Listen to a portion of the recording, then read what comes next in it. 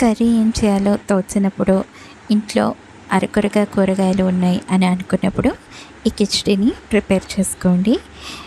మనకి ఉన్నటువంటి వెజిటేబుల్స్తో చేసుకున్నా కూడా చాలా చాలా టేస్టీగా ఉంటుంది. సింపుల్గా క్విక్గా కూడా అయిపోతుంది. ఇంకిప్పుడు ఈ కిచిడీ ప్రాసెస్ ఏంటో చూసేద్దాం.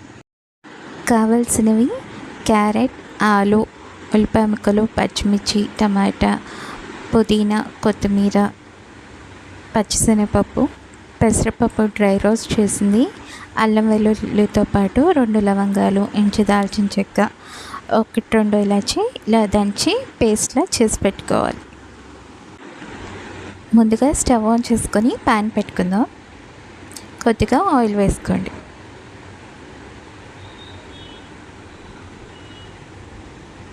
ఆయిల్ హీట్ అయిందండి. ఇప్పుడు కొన్ని ఉల్లిపాయ ముక్కలు వేసుకుందాం.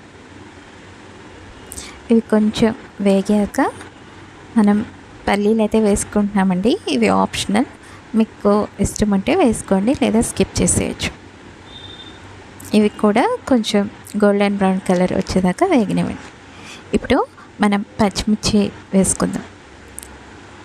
క్యారెట్, ఆలు ఇలా ఒక్కొక్కటిగా వేసేసుకోండి.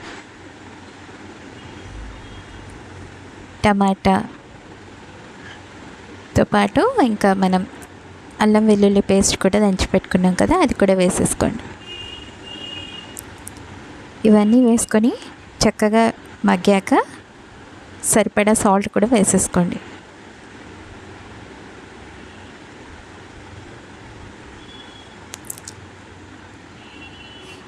ఇవన్నీ చక్కగా మగ్గాక మనం వాటర్ యాడ్ చేసుకుందాం. 1 కప్ ఆఫ్ రైస్కి 2 కప్స్ ఆఫ్ వాటర్ని అయితే యాడ్ చేస్తూ ఉంటాం కదండి. ఇప్పుడు మనమైతే 1/2 కేజీ అంత క్వాంటిటీ ప్రిపేర్ చేస్తున్నాం. దానికి తగ్గట్టుగా వాటర్ని యాడ్ చేసుకున్నాం. ఎసరు వచ్చేసేసిందండి. ఇంక ఇప్పుడు బియ్యంని వేసేసుకుందాం.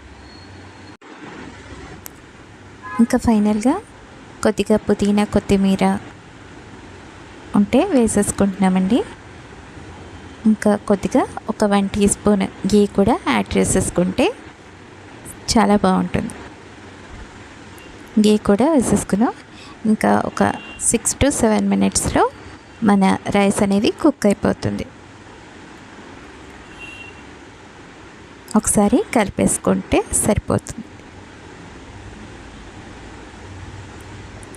ఫైనల్లీ మన కిచిడీ అయితే రెడీ అయిపోయిందండి. ఇది మార్నింగ్ టైంలో బ్రేక్ఫాస్ట్గా కానీ లేదా లంచ్ టైంలో కూడా ప్రిపేర్ చేసుకోవచ్చు. ఇది మనం ప్లెయిన్గా కూడా తినచ్చు, లేదా మీకు కావాలనుకుంటే ఇలా ఏదైనా పచ్చడితోనైనా వేసుకొని తినచ్చు. రెసిపీ నచ్చినట్లయితే లైక్ చేయండి. ఇంకా మరిన్ని రెసిపీస్ కోసం మన ఛానల్ని సబ్స్క్రైబ్ చేసుకోండి. Thanks for watching.